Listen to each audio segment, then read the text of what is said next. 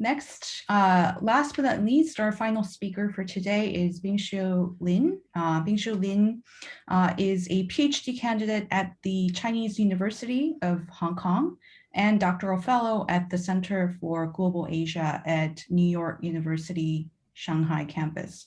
She is a sociocultural anthropologist with interest in commodity chains, artisanship and labor, environmental colonialism, and inter-Asia relations. She's currently completing her dissertation on the gemstone trade in and from the borderlands of Pakistan and Afghanistan. Today, her talk is titled Kathak Dancescapes as Cultural Politics Across India and Hong Kong. Ping-hsiu, take it away.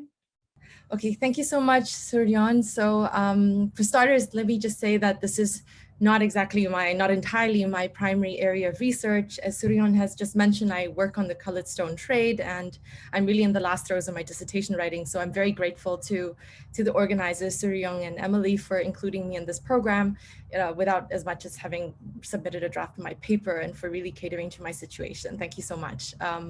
So what I thought I'd do today in this program is to share a bit of work that I've been doing and thinking through Kathak Dancescapes as cultural politics across India and Hong Kong.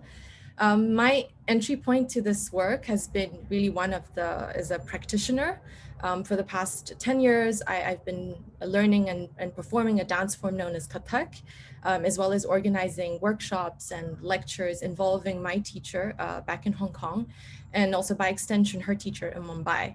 So just as a disclaimer, this is all very preliminary, and it would be very helpful to have your feedback as I work towards completing an actual paper. So my presentation today is concerned with a particular culture exchange and knowledge production situated in the interfacing between a dance known as Kathak and its exponents in the cities of Hong Kong. I'm particularly interested in the implications of this culture exchange on our ideas of dance, dancers, and inter-Asian concepts of the classical, for example, in the present. So I'll be engaging with mostly my experiences as a Kathak dance practitioner, as well as drawing key events for which I was a participant and also a performer.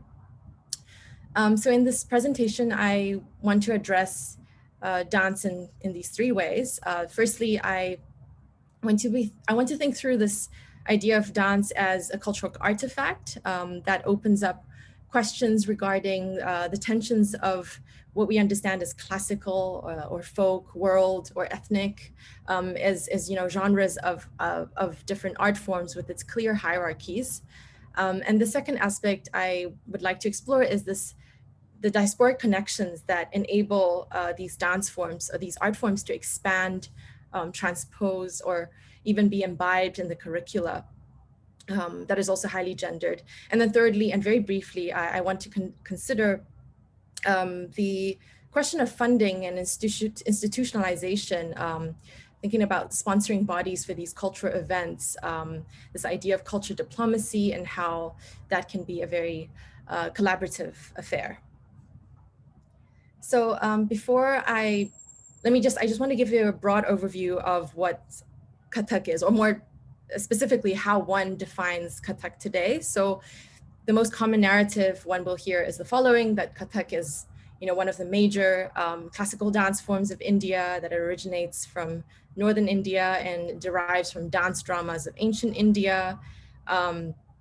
We also hear, especially on the stage, in the context where we have an audience of non-Indians and members of the non-Indian diaspora, of the Indian diaspora, sorry, you would hear this phrase on stage, Katha kahe so katha kahave, right? Katha comes from the Sanskrit word katha, and a person who tells a story is a storyteller, a kathak, right? And then next you'll hear something about that it's a very ancient art form, and it uses and has its origins in the sacred text known as the Natya Shastra, etc.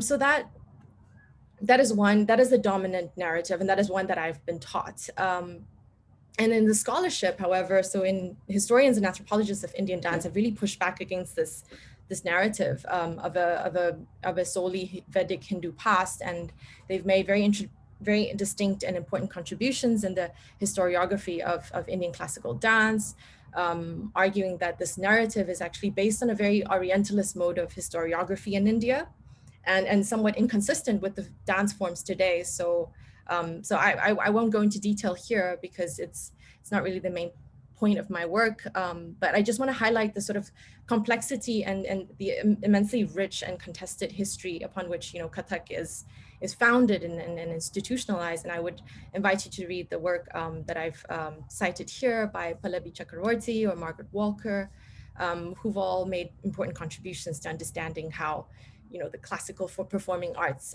has been constructed today. So now let's just turn back to the present and sort of the questions that arose as I began to think through my experiences as a practitioner in Hong Kong and also a collaborator of many inter-Asian exchanges.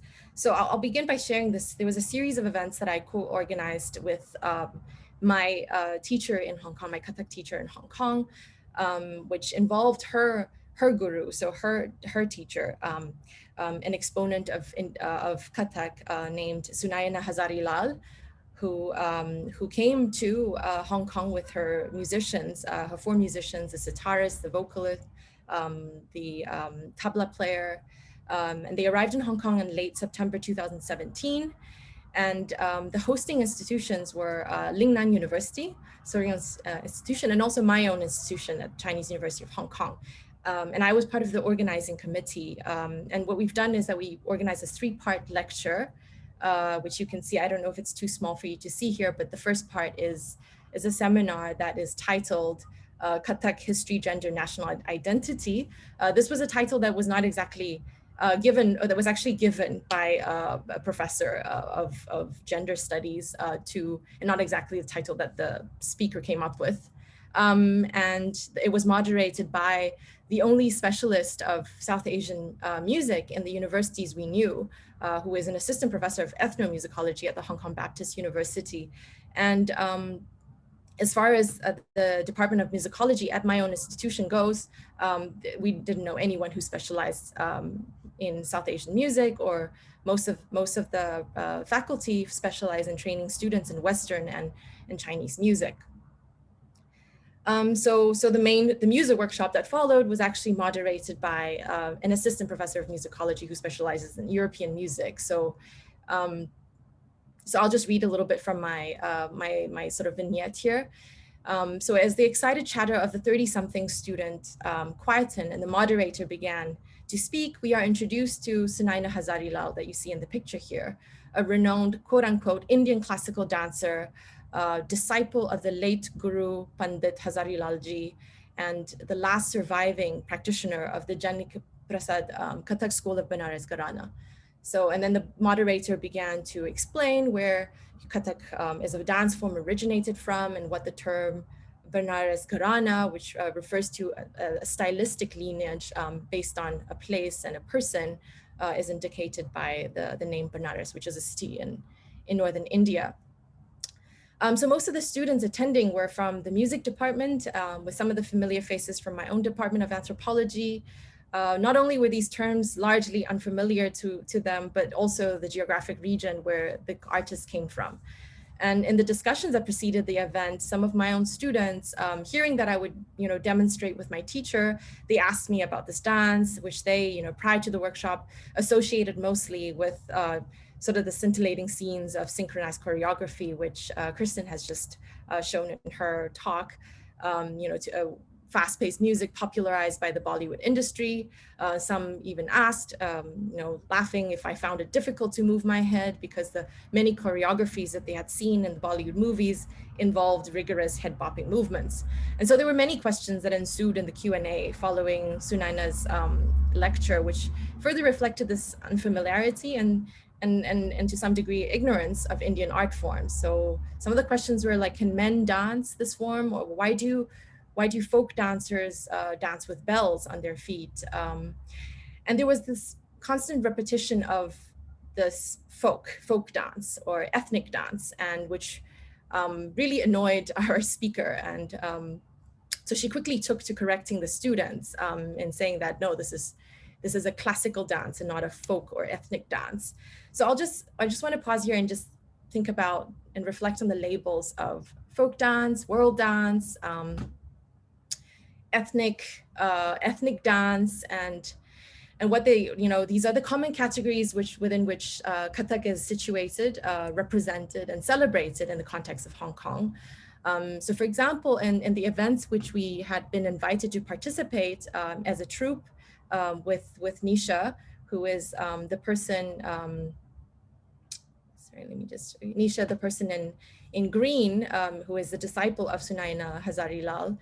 We've been invited to perform at events like multi-ethnic dance festival or community multi-intercultural awareness initiatives or world dance events. And beyond that, Kathak is sequestered only in events around Indian culture, like for events like Beyond Bollywood or India by the Bay. So this frequent categorization and representation may have further engendered this referencing of Kathak as folk in the eyes of the students, instead of this classicized and institutionalized form that Kathak has taken in India and other places where significant Indian diasporas reside, for example, in London.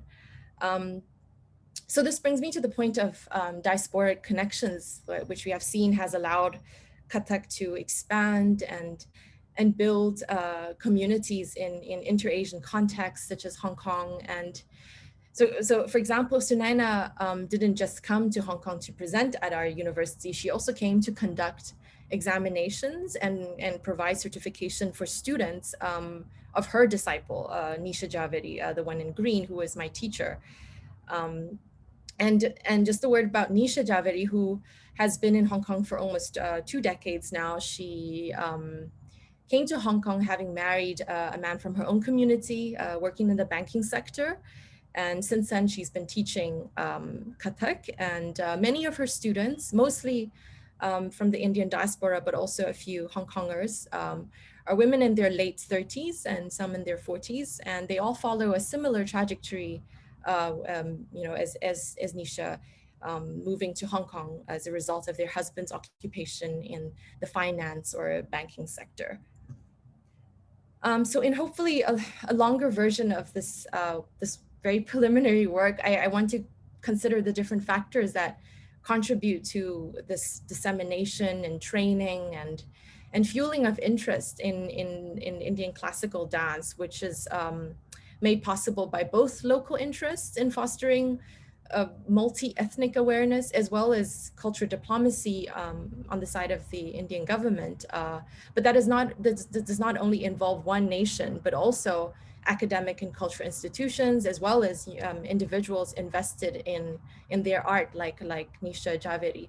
So for example, in the event I described earlier, the cost of the flight of the entire troupe that you see here, to be flown from Mumbai to Hong Kong, was paid for by the Indian Council for Cultural Relations, which is an autonomous organization of the government of India, involved in India's external cultural relations through cultural exchange.